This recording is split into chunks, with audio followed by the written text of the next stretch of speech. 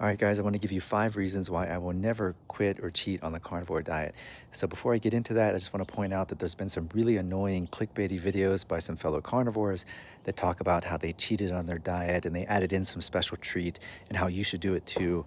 And I hate those videos because they demoralize our community. I want to support our community. Carnivores need to be supported and they need to be reassured that this is the right human diet. So I hate those clickbaity videos. I'll never do that, and I'll never quit. So point number one, the reason number one is that my health is perfect. You can look at me. I'm full of life on the carnivore diet. I'm super healthy. I don't get sick. Imagine if vaccines actually worked and they made you not get sick. Well, guess what? Carnivore does that. It's like a vaccine and prevents you from getting sick. And then I had multi-decade joint pain that went away on carnivore. I had lifelong allergies that were cured by the carnivore diet. So it's been great for my health. So point number two is that my kids' health has been dramatically boosted by the carnivore diet. I had one son that had ADHD-like symptoms, and that went away on carnivore. I had another son that had a speech delay and a mental delay, and all those went away on carnivore. And I had a daughter who had violent temper tantrums, and all that went away on carnivore diet too. So it's been amazing for their health, and they had major health problems before carnivore that were solved directly by the diet.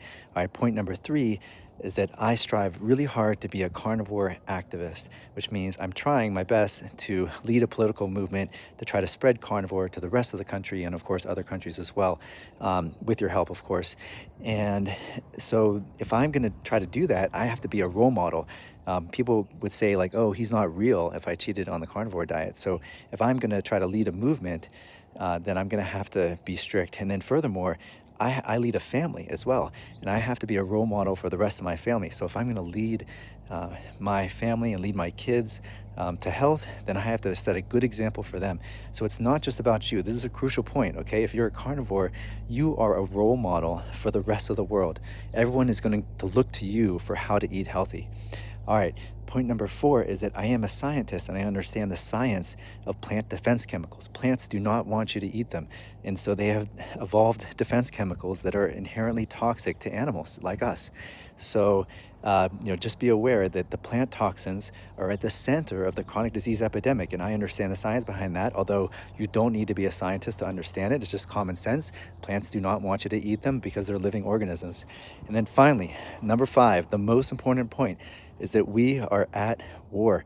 We're in the middle of a nutritional war, and that war has lasted about a century long.